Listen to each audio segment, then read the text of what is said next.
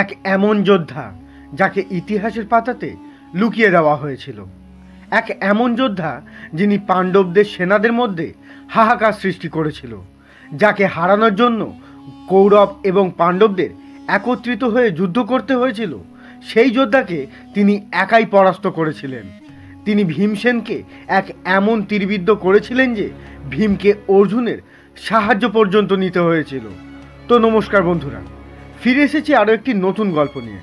আজ যে গল্পটি আপনাদের সামনে প্রস্তাবনা করতে চলেছি তা হলো, কে ছিলেন সেই মহান যোদ্ধা যাকে হারানো এত কঠিন ছিল, কী ছিল তার আসল পরিচয়। এই সমস্ত প্রশ্নের বিস্তারিত উত্তর জানতে আজকে ভিডিওটি অবশ্যই শেষ পর্যন্ত দেখবেন।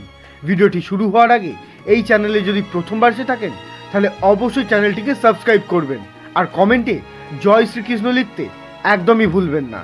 চলুন দেরি না করে শুরু করা যাক আজকে ভিডিওটি। বন্ধুরা, আমি কথা বলছি কর্ণের পুত্র বৃষসেনের সম্পর্কে। মহারথী কর্ণকে আমরা কেই না জানি না। ইনি এতই পরাক্রমী যোদ্ধা ছিলেন যে দেবতারাও এনাকে পরাস্ত করতেই পারতেন না। কর্ণের মতো তার পুত্র বৃষসেনও একজন মহান পরাক্রমী যোদ্ধা ছিলেন, কিন্তু এই মহান যোদ্ধা সম্পর্কে কোনোদিনই কোনো টিভি সিরিয়ালের মাধ্যমে দেখানোই হয়নি। এই কারণেই আজ আমি আপনাদের জানাবো বৃষসেনের পরাক্রমশীলতা সম্পর্কে। বৃষসেন কর্ণের জ্যেষ্ঠ পুত্র ছিলেন। নিজের পিতা কর্ণের সাথে 11 নম্বর দিনে কুরুক্ষেত্রের যুদ্ধভূমিতে যুদ্ধ করতে নেমেছিলেন। কারোর কোনো সাহায্য ছাড়াই পাণ্ডবদের বড় বড় যোদ্ধাদের একসাথেই তিনি যুদ্ধ করেছিলেন। যুদ্ধ শুরু হওয়ার আগে যখন পিতামহ ভীষ্ম যোদ্ধাদের সূচি তৈরি করছিলেন, তখন বৃষসেনকে তিনি মহারথী যোদ্ধাদের সূচিতে লিপিবদ্ধ করেছিলেন। যেই সকল যোদ্ধাদেরকে বৃষসেন পরাজিত করেছিলেন তাদের মধ্যে প্রথম হলেন পাঞ্চালের রাজা দ্রুপদ। এনাকে বৃষসেন নিজের তীরের দ্বারাই এত বার প্রহার করেন যার জন্য যুদ্ধভূমির স্থান পরিবর্তন করতে হয়েছিল রাজা দ্রুপদকে। বলে রাখি, এই দ্রুপদ সেই দ্রুপদ যাকে কৌরবরা আর পাণ্ডবরা একসাথে মিলে তাকে পরাজিত করতে পেরেছিলেন। কিন্তু বৃষসেন খুব সহজেই রাজা দ্রুপদকে পরাজিত করেছিলেন। এরপর নিজের শক্তির দ্বারা পাণ্ডবদের সকল সেনাদের বিনাশ করতে লাগলেন। এরপর বৃষসেন দ্রৌপদীর 5 পুত্রকে কুরুক্ষেত্রের যুদ্ধের সময় পরাস্ত করেছিলেন। বৃষসেন এতই শক্তিশালী ছিলেন যে তাকে পরাস্ত করার ক্ষমতা পাণ্ডবদের খুব কম যোদ্ধাদের মধ্যেই ছিল। এর প্রমাণ বৃষসেনের বধ।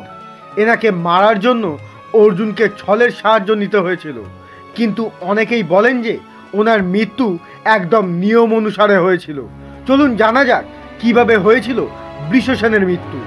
বন্ধুরা, এই কথা ছিল কুরুক্ষেত্রের যুদ্ধে 17 নম্বর দিনে, যখন বৃষসেন পরাক্রমশীলতার সাথে যুদ্ধ করছিলেন। বৃষসেন আর নকুলের মধ্যে এক ভয়ঙ্কর যুদ্ধ হয়েছিল। সেই যুদ্ধে বৃষসেন নকুলের ধনুক কেটে পর্যন্ত দিয়েছিলেন। তখন নকুল নিজের তরোয়াল তুলে বৃষসেনের দিকে দৌড়ে আসতে থাকেন। তখন বৃষসেন নিজের ধনুক দিয়ে সেই তলোয়ারটিও কেটে দেন। এইভাবে নকুলকে বৃষসেন খুব সহজেই পরাজিত করেছিলেন। তখন নকুল অর্জুনের কাছে থাকা ভীমের রথে চড়ে বসেন।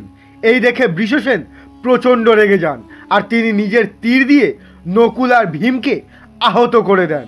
এরপর বৃষসেন নকুল আর ভীমের সকল অস্ত্র কেটে দেন। বৃষসেনের সামনে মহাবলী ভীমও রেহাই পাননি। তিনিও অর্জুনের কাছে সাহায্য চেয়েছিলেন। আর তখন ভীম অর্জুনকে বলে ওঠেন, দেখো অর্জুন, নকুল বৃষসেনের প্রহারে ভীষণভাবে আহত হয়েছে। কর্ণের এই পুত্র আমাদের সকল সেনাদের ভীষণভাবে ধ্বংস করছে। তুমি একে যতই শীঘ্রই সম্ভব হত্যা করো, নয়তো আমাদের সেনাদের এই যোদ্ধা একাই পরাজিত করবে।